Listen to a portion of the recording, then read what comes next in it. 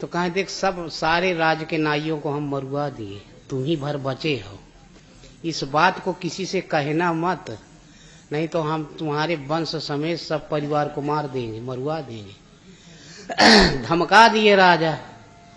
अब वो नौवा का जात बिना बताए कहाँ रह सकती है। आदमी जो है खाना हजम कर सकता है, लेकिन छोटी सी बात नहीं हजम हो सकती। इस पर कि पच्छिन में कौवा, बर्तन में झौवा और आदमी में नौवा। नौवा कौवा झौवा ये तीन होते हैं, तो इनसे जल्दी बात नहीं पचती। तो बिना बताए कि राजा के सींग है, इतनी बड़ी बात बता दे तो फांसी। उसका फूलने लगा पेट नाई का, बता नहीं सकता था, उधर मौत का भय भी था कि बता दे मौत होगी, न बताओ पेट फूलने लगा। नहीं रहा इस बड़े, एक दिन जंगल में चला गया, वहां चिल्लाया आधी रात के, कहे सुन ले पेड़ पौधे, राजा साहब के 2 सींग जमी हैं। चिल्लाया जंगल में, फिर चलाया तो एक लकड़ी होती विजय, विजय साल पेड़ होता है, तो आवाज को कैच कर लेता है। तो कोई गया, फिर लकड़हारा विजय साल को काटा, बेच दिया। तो कोई खरीद लिया ढोलक बनवाने के लिए, तबला उसका बना दिया। लोहार उसका तबला, वो बीम तबला की मढ़ुआ लिया। फिर उसी राजा के नाती हुआ था, नाती के उत्सव में बरही में उन्होंने बुलाए थे अच्छे अच्छे वादक, नाचने वाले को, बजाने वाले को। तो तबला वाला भी ऐसे पहुंच गया था लेकर के। तो जब दरबार लगी, महफिल बजाने लगे, तो तबला से आवाज निकली, नहीं सरंगी बनी और तबला उसी लकड़ी के, सरंगी भी और तबला भी, ये 2। तो सरंगी बजाने वाला जब सरंगी बजाया तो उससे यही आवाज ध्वनि निकली कि राजा के 2 सींग। सरंगिया बोलत ऐसे है, बड़े दिन का राजा के 2 सींग। वो मजीरा जो था वो पितरी का था, दूसरे जाति का था। तो उसने कहा किन्ने कहा, किन्ने कहा कि कौन कहा, किन्ने कहा। तब तबला बोला बब्बन हजाम ने कहा, बब्बन हजाम ने कहा। फिर राजा ध्यान से सुने कि अरे सरंगी क्या बोल रही, राजा के को 2 सींग, किन्ने कहा बब्बन हजाम ने, समझ गए। फिर उसको भी मरवा दी।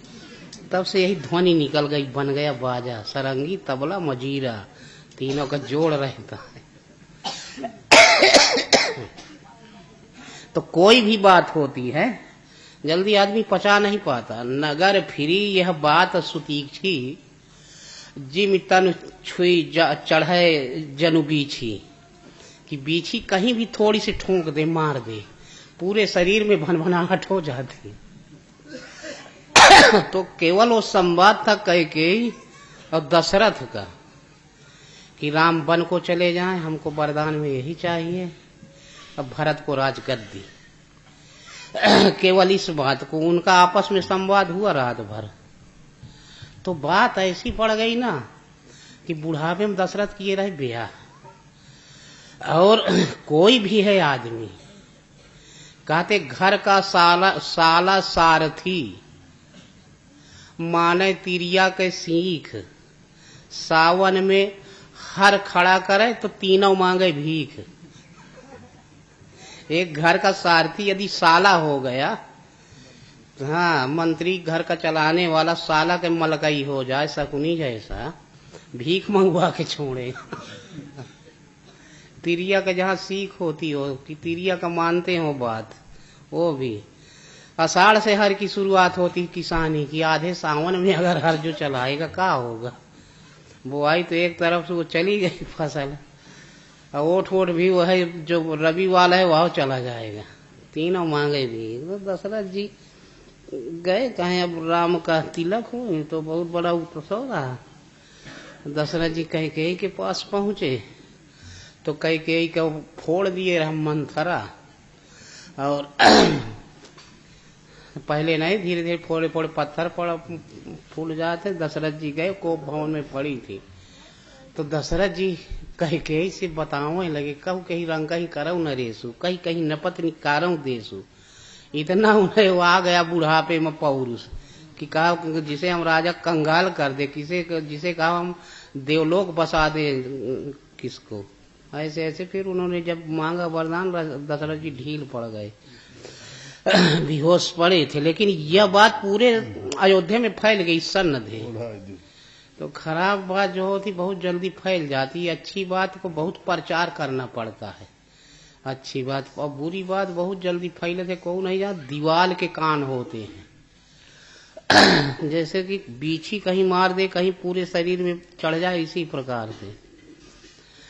एक कोई था पंडित का एक लड़का था, एक सोनार का लड़का था। तो दोनों गए थे कमाने, दोनों थे एक ही गांव के, दोनों में घनिष्ठ मित्रता थी। दोनों गए कमाने, कहीं कमाए वमाए और लौट रहे थे। जब लौट रहे थे 6 महीना में, तो सोनार के लड़का के मन में पाप हो गए कि पंडित वाला जो लड़का है इसको हम मार करके ले लें तो हमारे पास दूना हो जाएगा धन।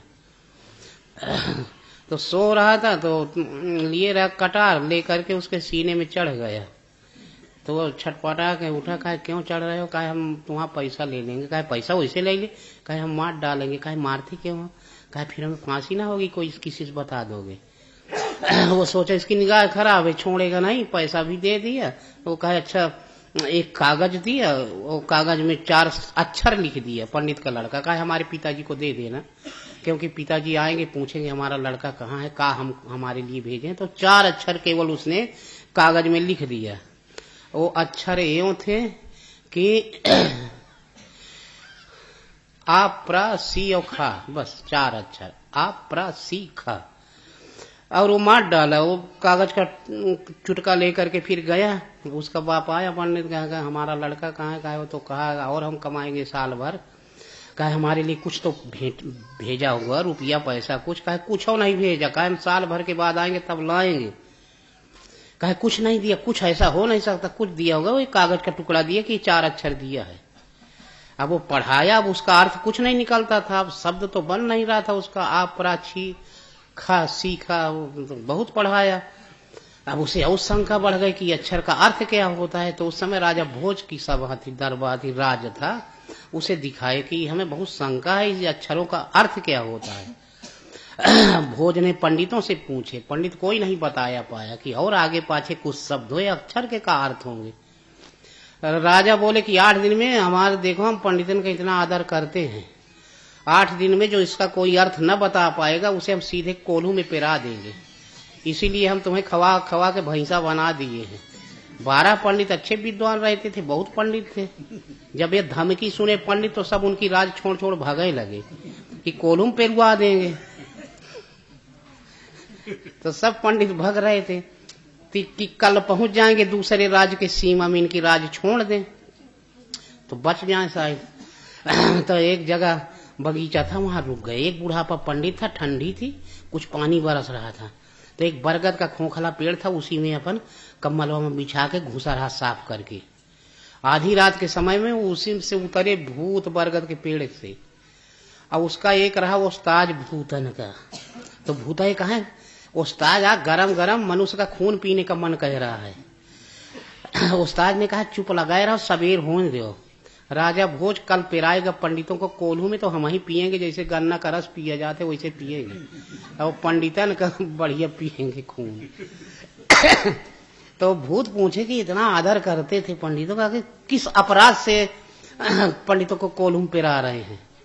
तो फिर वो बताए कि ये कारण मत पूछो, नहीं तो फिर न पी पाओगे। कहे नहीं उस्ताद बता दो कारण। तो बता दिए, ऐसे 2 लड़का गए थे कमाने, उसने मार दिया था सुनार का लड़का, उसे के मन में पाप हो गया। और फिर कागज लिख के 4 अक्षर दिया था उसके बाप को, वो अक्षरों का अर्थ नहीं आता, इसलिए कोलम पिरा देंगे पंडितों को। कहे उस्ताद उसका अर्थ क्या होता है? कहे बस यही, अब मत पूछो, नहीं तो फिर न पिए पई हो खून मनुष्य का। कहे चाहे न पिए चाहे नहीं, अब बता दो तुम। उस्ताद ने बताया कि उसका अर्थ ये होता है आप प्रा सीखा। आ से होता है अनन्य मित्र था सोनार का लड़का मेरा, अनन्य मित्र था। प्रगाढ़ निद्रा में जब मैं सोया था तो आप सीने में चढ़ करके, प्रगाढ़ निद्रा में जब मैं सोया था तो सीने में चढ़ करके और खड़क से मारा। खड़क मैंने तलवार खंग, बस हो ही गई बात, बता दिया। वो भूत, वो पंडित सुन रहा था बुढ़ापा। जब सुबह हुआ भूत गायब हो गए, अंतर ध्यान। सब पंडितन भाग रहे थे, बोला अरे अब लौट आओ, कोई न मार खाएगा, बच जाओगे, चलो हम बचा लेंगे, चलो। लिवा ले गए। अब शान से गए, वे गए तो उसने कहा कि हम बता देंगे अर्थ इसका। राजा कहे बताओ। अच्छा, तो फिर बताया कि अनन्य मित्र था, पहले दोनों को बुलाओ। दोनों को बुलाए, कहा इसको तुम पहले वो कर लो, बंदी बना लो। फिर उसने बताया अनन्य मित्र था सोनार का लड़का मेरा, प्रगाढ़ निद्रा में मैं जब सोया था तो सीने में चढ़ करके, सी से होता है सीने में, ख से होता है खड़क से मारा। पूछो इससे, धमकी दिए जब कड़ाई के साथ पूछा गया तो उसने सही सही बता दिया। राजा पंडित का बहुत शक दिए कि इसका लड़का मर गया है, उसे फांसी दिए। तो इसलिए कोई भी बात होती गोपनीय से गोपनीय दीवाल के कान होते, इसका अर्थ यही होता है कि दीवाल के कान होते हैं। तो जो शब्द निकलते हैं आकाश में व्याप्त रहते हैं, वो कहीं न कहीं से वो आ जाएंगे प्रकाश में। कैसा भी हो, छिपा हुआ हो, कुछ भी पुण्य अथवा पाप, आ जाता है प्रकाश में। तो इसलिए अक्षर जो होते हैं, अक्षर का अर्थ ही होता है जो अविनाशी। द्वामिमो पुरुषो लोके क्षर अक्षर एव च क्षरा सर्वभूतानि कूटस्थो अक्षरा उच्यते। कि संसार में 3 प्रकार के पुरुष पाए जाते हैं। एक तो क्षर है, जो मरते हैं, जीते हैं, जन्म लेते हैं, क्षरणशील। एक होते हैं अक्षर, जो मन से 3 इंद्रियों को कूटस्थ कर लिए हैं, उनमें दैवी संपत्ति है, भजन किए, जहाँ साधना छोड़े वहीं से आगे फिर साधना पकड़ लेंगे, वो अक्षर है। वो नीचे की तरफ न जाएंगे, पतन की तरफ, उत्तर ऊपर ही बढ़ेंगे और अनेक जन्म संसिद्धि तत्वयांति परम गति। तो वो है अक्षर। और फिर एक क्षर और अक्षर दोनों से परे परम अक्षर, वो होते हैं भगवान, जो लक्ष्य की प्राप्ति कर लिए। तो ये शब्द जो होते हैं कई प्रकार के होते हैं, और शब्द ही मारा गिर पड़ा, शब्द छुड़ाया राज, जिन जिन शब्द विवेकिया तिनकर सर गयो काज। कि शब्द ही मारा गिर पड़ा, कोई कोई शब्द से शब्द की मार सुन करके तुरंत प्रणत हो जाता है, समर्पित हो जाता है। और शब्द छुड़ाया राज, बड़े बड़े राजा महाराजा शब्द सुने और उन्होंने राज त्याग दिया। जिन जिन शब्द विवेक या तिनकर सर गए का, जिन्होंने शब्द पर विवेक रखा, उसे विवेक के साथ समझा और लग गया, उसका काम सर गया। इसी को विवेक रूपी लक्ष्मण कहा जाता है। रामायण हो रही थी एक जगह, कथा हो रही थी, प्रवचन हो रहा था, कोई एक विवेकी संत थे, शब्द के आधार पर चलते थे और प्रवचन हो रहा था। उस सब के पीछे बैठ गए, जगह नहीं थी वहां पनाही जहां उतारी जाती जूता। अब उन्हें भगवान भीतर से प्रेरणा किए कि तुम कुछ बोलो, शब्द सुनाई पड़ा।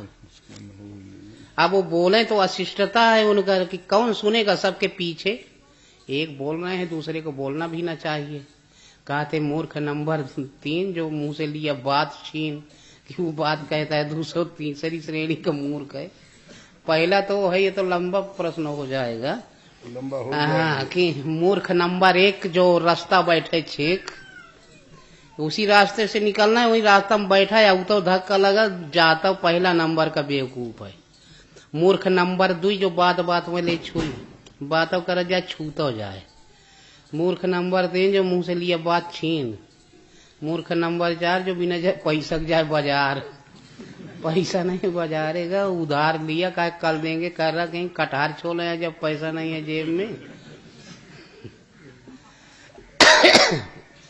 मूर्ख नंबर 5 जो बुढ़ापे में बोल, अब लंबा बाद में बताएंगे। तो यही बात है, उन्होंने अब केवल विवेकी थे, भगवान का आदेश था, कोई सुने चाहे न सुने, बस कि भगवान जो कह दे 1 इंच इधर उधर नहीं होना है, बस वो तटस्थ हो गए।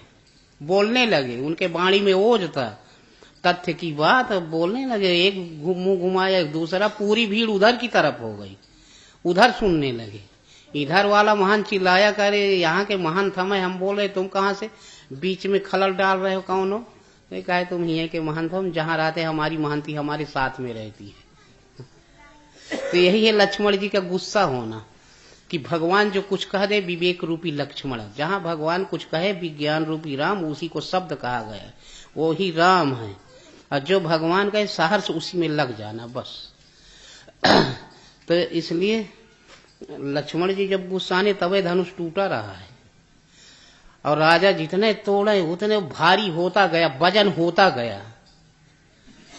इतने में वो जनक जी कहा दिए कि लगता है धरती पृथ्वी से खाली है, उन्हें लग गया बुरा। थोड़ी से लक्ष्मण जी तमतमा गए, इतना गुस्सा आ गए, कहा तो हम धरती का उलट दे, पलट दे, का कर दे, मूरी जैसे तोड़ दे। तो जब धरती गोल है तो आखिर वो पलटी दे है तो सीधे तो हो ही, कभी वो नीचे कभी वो ऊपर, अमेरिका कभी ऊपर कभी नीचे, कहाँ जाई आगे कच्चे गगरी जैसे हम फोड़ सकते। तो इसलिए जब वो गुस्सा गए तो विश्वामित्र समय शुभ जानी, बोले अति सने वाणी, उठऊ राम भंजऊ भव चापा, मेटऊ तात जनक परितापा। विश्वामित्र अब शुभ घड़ी समझ गए कि अब धनुष टूट जाएगा। लगता है कि वो धनुष जो है वही में चिपका रहा, सीमेंटेड रहा, और लक्ष्मण गए गुस्सा है, तो गुस्सा के कारण धरती हिली, तो क्रैक हो गया, दरार हो गया, ढील पड़ गया धनुष। तब विश्वामित्र समय शुभ जान कि अब वही टूट सका है, नहीं फिर न चिपक जाए। लक्ष्मण का गुस्साना उधर राम का काम बन गया। मेहनत तो किए, अब ब्याह हो गया राम का, जयमाल पड़ा, तोड़ दिए धनुष।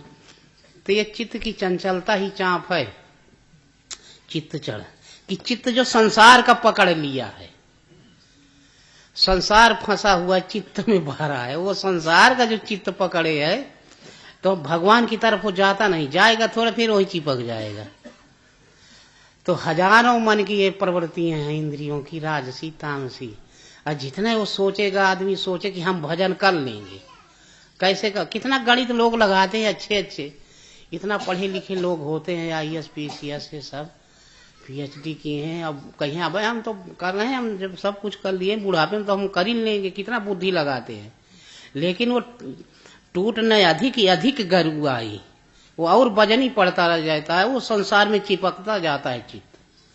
तो ये बहुत मेहनत वाली बात है। इसमें जब विवेक हो जाए, वो शब्द की जागृति हो जाए, तब ये चित्त की चंचलता यानी संसार छोड़ देता है चित्त, इधर ध्यान में जागृति आ जाती है। वो जागृति ही जयमाल है। शक्ति जो है अनुभव से संयुक्त हो जाती है। अब भगवान जो बताए चलने की क्षमता आ गई उसमें पूर्णता, वो भव से पार कर लेता है। इसलिए शब्द जो होता है वो सतगुरु से मिलने वाला शब्द है। तो उसी को विवेक कहा गया है, उसी को ये सब बातें कहा गया है कि तो ऐसे है कि शब्द जो है चार प्रकार से, एक तो होता है आकाशवाणी, एक होता है सपना में कुछ दिखाई पड़ा, वो भी शब्द है। विशेष अविशेष, लिंग अलिंग, चार प्रकार से भगवान बताया करते। विशेष माने ईश्वर, ईश्वर बताने लगे, भगवान बताने लगे।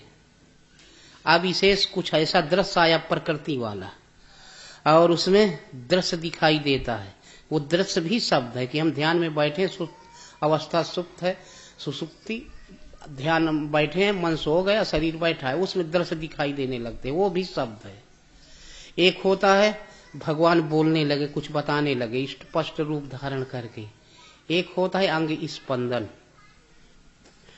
तो इस प्रकार से चार प्रकार से, एक तो होता है हम ध्यान लगाए भगवान भीतर से बोलने लगे, एक होता है कि दृश्य दिखाई देता है कुछ म कुछ, एक होता है बाहर से इष्ट बताने लगे उसी बात को जो तुम्हारे मन में संकल्प उठ रहे हैं, एक होता है अंग स्पंदन से कुछ हम सोचे तो भगवान बताने लगते हैं ऐसा करो, ये मत करो, ये न करो। ये चार प्रकार से बताते हैं, ये चारों शब्द के अंतर्गत आते हैं। तो इसलिए शब्द के बिना श्रुति आंधरी, जब तक शब्द और सूरत का संयोग नहीं होता तब तक लाख वो भजन करता है, लेकिन वो कुछ नहीं है, आंधर बाद भरे पड़वा खाए जाए। वो बुद्धि से अटकल लगाना मात्र है। अब भीतर से जब भजन जागृत हो जाए, वो शब्द तो भजन का, अर्थात भगवान के निर्देशन पर चल करके ही भगवान को जाना जा सकता है। अब वैसे तो चाहे लाख मूंदे आंख मूंदे भजन करो, सब कुछ करो, बुद्धि जब तक लगाते तो यही है। दक्ष की लड़की थी सती, और तो यह सत्यमयी प्रवृत्ति है। कहाँ से आती?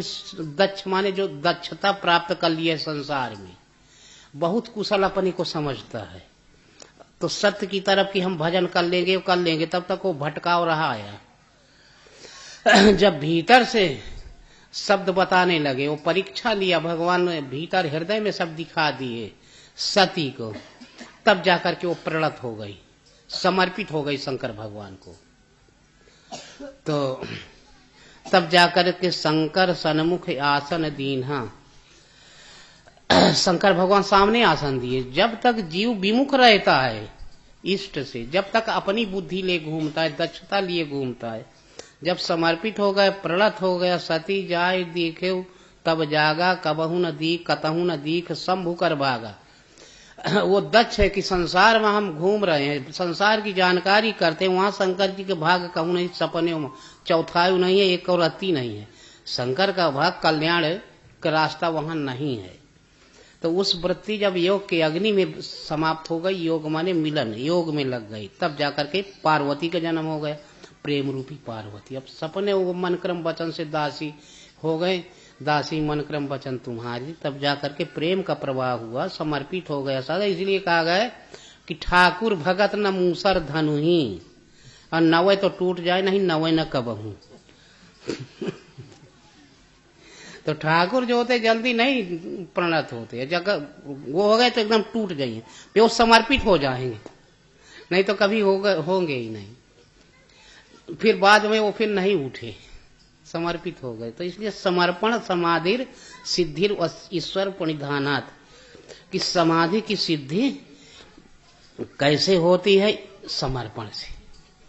तो इसलिए समर्पण जब हो जाएगा तो शब्द की जागृति होगी, और जब शब्द की जागृति होगी तब साधक समर्पित होगा। दोनों एक ही बात है। इसलिए मम दर्शन फल परम अनूपा, जीव पाओ निज सहज स्वरूपा। इस सबरी से भगवान राम बोले कि बस हमारे दर्शन का इतने मात्र फल है कि जीव अपने सहजता स्वरूप की प्राप्ति कर लेता है। तो वही है राम, और राम की जब जागृति हो गई तो सरलता आ गई। अब उसके लिए कठिनाई नहीं है। इसी को कहें दृष्टा दृश्य संयोग है हेतु, कि ये अविद्या जो है ये नष्ट कैसे होगी? जब दृष्टा और दृश्य का संयोग हो जाए। दृश्य है माया, दृष्टा है भगवान, और वो भगवान जो है दृश्य के माध्यम से बताने लगते हैं। प्रकाश क्रिया स्थिर शीलम, यानी प्रकाश देना बुद्धि में, क्रिया में प्रवृत्त कर देना, स्थिति दिला देना। यही है ब्रह्मा विष्णु महेश।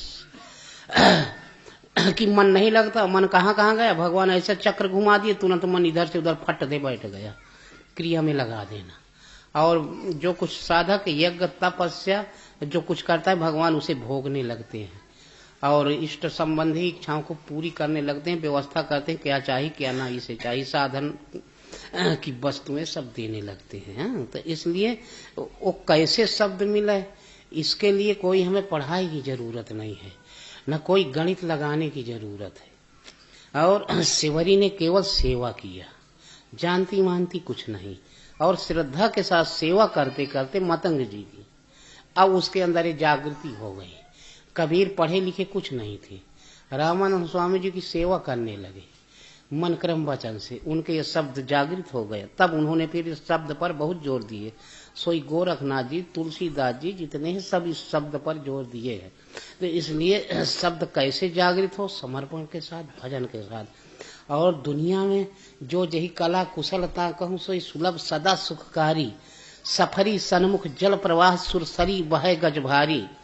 पहले तुलसीदास जी कहे हैं कि रघुपति भगति करत कठिनाई, कहा तो सुगम करणी अपार जाने सो जही बनियाई, कि भक्ति बहुत अपार है, कहने में सुगम करे में बहुत कठिन है।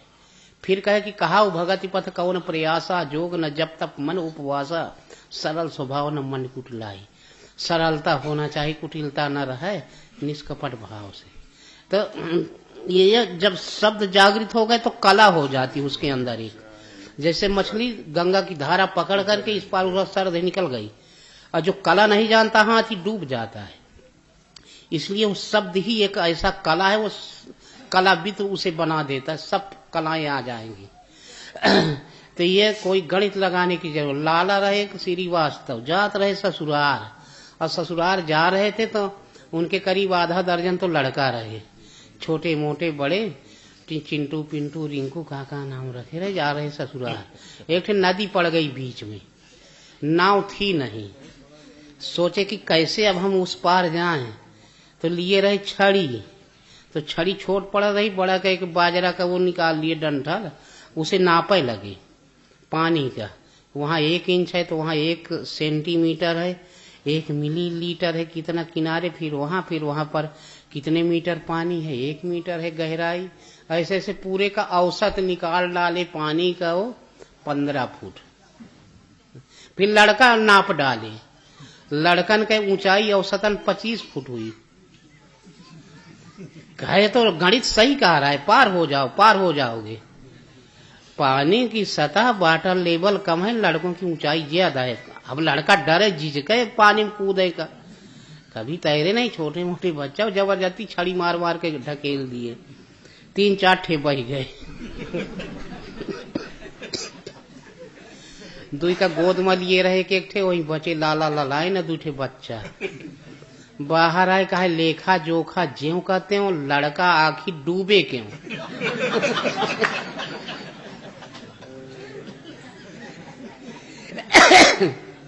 कि ये लेखा जोखा तो ज्यों कहते हो, आखिर ऐसे डूब कैसे गए।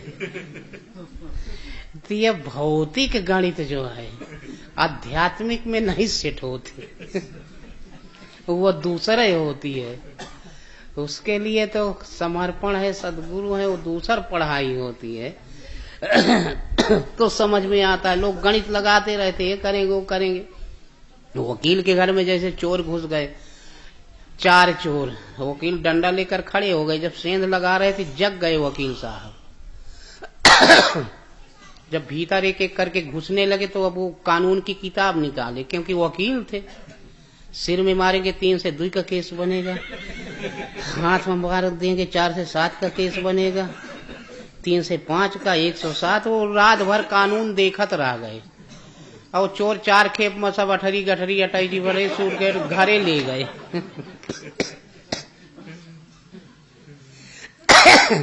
तो ऐसे लोग गणित लगाते रहते। 4 चोर घट भीतर रहते, काम क्रोध लोग निरंतर लूट रहे हैं। अब गणित हम लगाते रहते हैं, लड़का का ब्याह हो जाए तो भजन कर लेंगे, अच्छा कोई बात नहीं, बिटिया की विदाई हो जाए, लड़का का मेडिकल खोला है चले लगत, बस वही हम खसक जाते। वो गणित में खत्म हो गया, कुछ नहीं होता। तो केवल इनको मारना है, गणित नहीं देखना है। तो वो कैसे मरेंगे? तो ये तमाम प्रकार के मन में जो रोग हैं, तो इसलिए बहुत सी है दवाई, लेकिन वो रोग जाने वाले नहीं है, मिटने वाले नहीं है।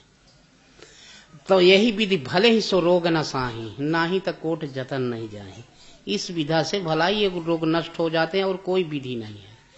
वो क्या है? यही मानस रोग है, यही लुटेरे हैं, तसड़ा है, इच्छाएं हैं, अनंत तमाम है। तो ये है विधि की सदगुरु हो वैद, और वचन विश्वासा, संयम है न विषय की आशा। सदगुरु वैद हो जाए, उनके बात पर विश्वास। हाँ, सदगुरु वैद वचन विश्वासा, संयम, परहेज ही है विषयों का त्याग, और संजीवनी बूटी है भगवान की भक्ति। श्रद्धा के साथ अनुपान है, लेना है उसे श्रद्धा के साथ। इस विधि से लोग रोग मानसिक नष्ट हो सकते हैं। नहीं तो दिन प्रतिदिन आयु के दिन पूरे होते रहते हैं, गणित में सब बीत गया, हाथ कछू नहीं आयो, हाथ कुछ नहीं आता, तो बस हो गया। इसलिए दुनिया में, संसार में कोई भी आदमी हो तो सुखी नहीं है कोई, सबके पास दुख रहता है, कुछ न कुछ, मानसिक शारीरिक सब है। क्योंकि क्षण भर में नश्वर दुख की खाने, तो आगे सुख ढूंढने से मिली कहाँ? और कोई भी है संसार में कुछ भी वो करता है तो सब अपने अपने क्षेत्र में सब कुछ में कुछ बेईमानी करा करते हैं। सब कोई भी किसान है वो भी कुछ में कुछ करते हैं। अरे नहीं है सब्जी वब्जी बहुत है, कुछ इंजेक्शन लगा दिए थे सारे में और 2 दिन में बढ़ जाते हैं। गाय भैंस के दूध में का मिला दिया है, पानी वगैरह कोई कुछ है। व्यवसायी है वो भी सब के पास राहत है। तो 4 भाई रहे हैं, सोनार एक है। राजा के यहाँ जाते थे। राजा उनको मानते बहुत थे, सब चातुर थे चारों भाई। एक दिन राजा विनोद में पूछने लगे, कहो भाई हम सुने हैं सोनार बहुत बेईमान होते हैं। वो सोनार कहे महाराज कोई भी हो बिजनेसमैन सब बेईमान होते हैं, सोनार कहाँ होते, सब कुछ में कुछ तो करते हैं। कहे नहीं हम सुने हैं। बताओ कौन कितना खा लेता है। छुटकावा कहे राजा साहब हम बता दे सही सही, अगर हमारा मन हो जाए। और इसे हम करते नहीं बेईमानी, जब से आपके संगत में हम आ गए हम बेईमानी नहीं करते, लेकिन हमारा मन हो जाए रुपये हम 4 आना हम खा लेंगे और 12 आने में ग्राहक को राजी करते हैं। दूसरे ने कहा महाराज अगर हमारा मन हो जाए रुपये हम 8 आना खा लें, 8 आना हम राजी कर देंगे। तीसरे ने कहा 12 आना खा लें, 4 आना हम राजी कर देंगे। एक कहा राजा साहब बड़कवा यदि हमारा मन हो जाए रुपया का रुपया हम हड़प जाए ग्राहक को राजी कर देंगे। राजा कहे ससु ये कैसे हो सकता है कि रुपये का रुपया खा ले और ग्राहक खुश भी हो जाए। कहे हमारा मन हो जाए तो तब की बात है। राजा कहे हम परीक्षा लेंगे, यदि तुम सफल हो गए परीक्षा में हमको खुश कर दिया और बेईमानी भी कर लिया तो 1 लाख रुपया इनाम के देंगे।